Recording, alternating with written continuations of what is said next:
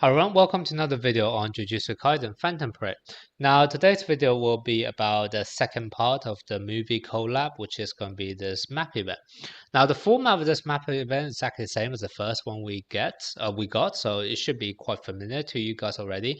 Basically, you just battle through the different stages in order to collect those medals, etc., which you can then exchange in the shop.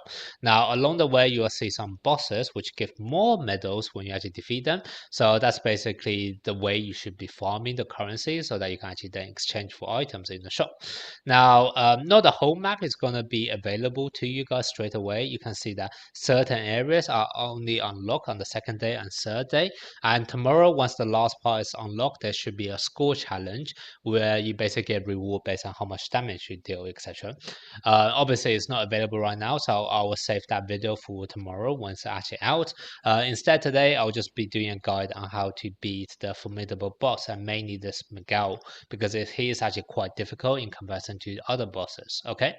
Um, now, normally when you have a map event, there will be multiple bosses you can fight, and some of them will be weaker to one element, the others will be weaker to a different element. But most of the time, they should give the same amount of rewards, or the amount of medals that they drop when you defeat them. So, for example, you can see here this mushroom one, they give you 85 medals when you defeat the hardest stage, and then if you go to the slug one, it also gives you 85.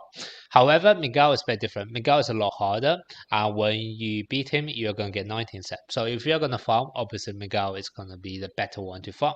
Now, Miguel is going to be a lot stronger as well. If you actually take a look at the CP, this one, the recommendation is 51k. Obviously, you don't need to be that high. I will show you how to beat it easily. But for the other one, the recommendation is only 30k.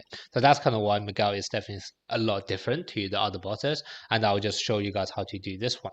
Now, when you're actually farming, ideally you want to play this on auto rather than manually, right? And for someone who is starting on day one, this should be quite easy for you to farm, even on auto mode. All you need to do is basically bring 2 DPS in your team.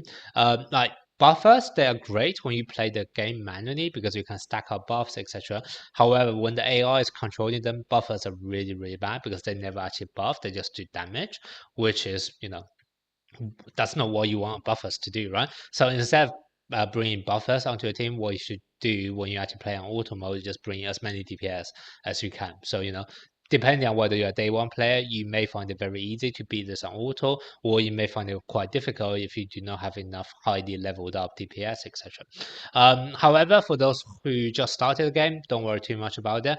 I will show you guys an easy way of beating this manually. Now, obviously, ideally, this is not something you want to do over and over again. So if you actually want to save time, then just pick one of the easier boss to put in auto. But if you're not too bothered and you do have actually time to spare, maybe you're watching TV and just playing this passively in the background, then I will show you the strategy now where you can defeat this boss in just 4 turns.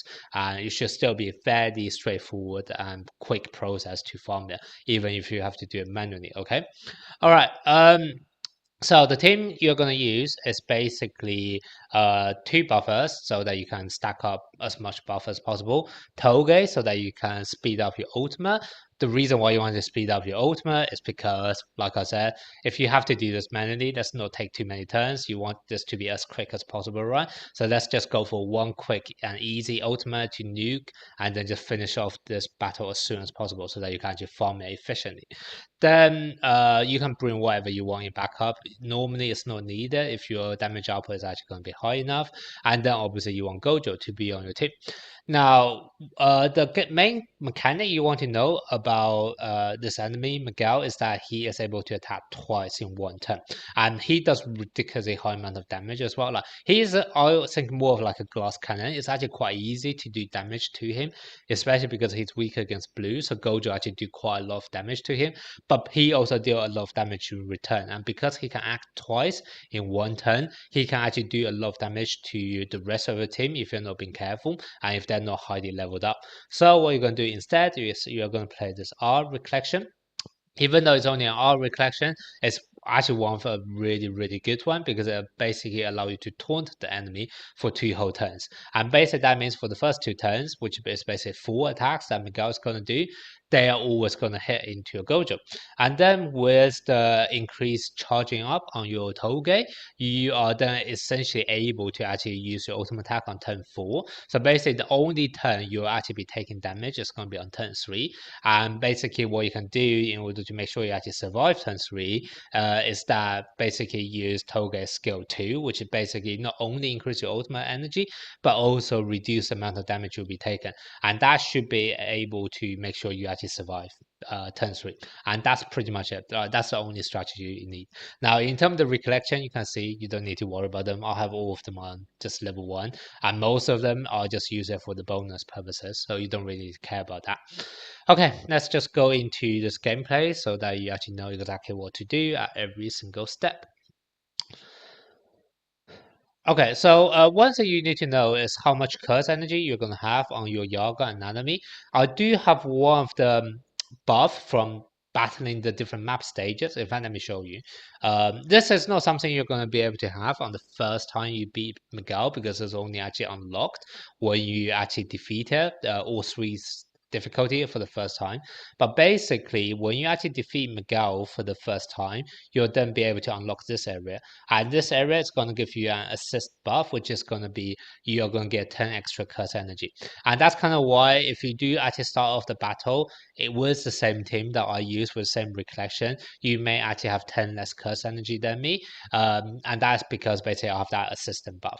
Now, on the note of curse energy, ideally you want all of the members of your team to have at least dupe 2 or higher so that they do get an extra 10 curse energy, and that will be useful because that basically allows you to use one more buff, and the more buff you have, the higher damage you'll be able to stack up, etc. Right?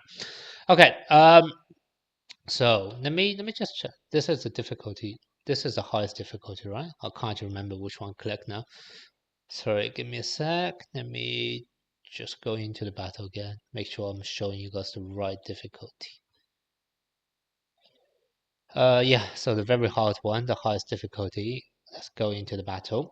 Now, depending on how much curse energy you have at the start of battle, you may choose to either do a normal attack on turn 1, if you can actually make sure you are able to have a buff every single turn, or you may actually decide to yeah, sorry. You would either start buffing straight away if you can guarantee you are able to use a buff every single turn, or otherwise, what I recommend is to use your normal attack on turn 1 so that you can actually buff up yourself for the later turns when it actually matters and when you're actually doing the damage. Okay, on the first turn for Toge, you can do a normal attack as well. It doesn't actually no. Let's start with skill 2 attack just to increase the ultimate energy a bit, just so you know how much ultimate you're gonna get. And then for Gojo, basically you will be going for a nuke on turn 4. And basically, if you actually take a look at his buff, his buff only lasts for 3 turns. So that basically means you only need to start buffing on turn 2. Anything you do on turn 1 would have been expired by then anyway. So for turn 1, just do a bit of chip damage with your normal attack. Okay, so this is what you would do on turn 1. Miguel would just be end up hitting Gojo with all of his attack because you have that taunt recollection on him. Now on turn 2, your buffers can now start buffing because they will have enough curse energy to buff every single turn. Your Toge, even if your Toge have enough curse energy, don't use this skill 2 yet. Save the skill 2 for next turn because next turn Miguel may actually end up hitting you and you actually want this damage reduction effect from skill 2 as well. So for the second turn, Toge can just do a normal attack, and then for Gojo, he needs to be start buffing up now. Okay. So that's what you do on the second turn. Also, by the way, if you do not have your Yaga or Nanami or Toge at dupe 2 for that extra 10 curse energy, what you can do is that there are certain recollection that give plus 10 curse energy. So you can use those instead. Okay, now on turn 3, Yaga and Nanami will continue to be buffing. Toge will be increasing ultimate energy again. Gojo will be buffing himself, and this should be able to charge up enough ultimate energy for Gojo for him to use nuke on turn 4. Now you can see the enemy Miguel obviously done some damage to Mayaga, but with the damage reduction, it didn't actually do that much. So that's kind of what I'm saying, that even if your characters are not as highly leveled up as what I have, you should be able to survive it because of the damage reduction from Toge's skill 2. Okay, now for the last turn where you're going to go for the nuke, Yaga and enemy will be continue buffing because you are stacking up your buff. you should be able to break the enemy, so you shouldn't need to stun. However, if you want to be on the safer side, you can try to stun the enemy. It's up to you what you want to do. What you do want to do, by the way, however, is activate all of your recollection, especially the ones that's going to buff up team damage, because you want as much damage buff on your Gojo as possible. And then for Gojo, you go for that nuke, which is then able to one-shot Miguel normally.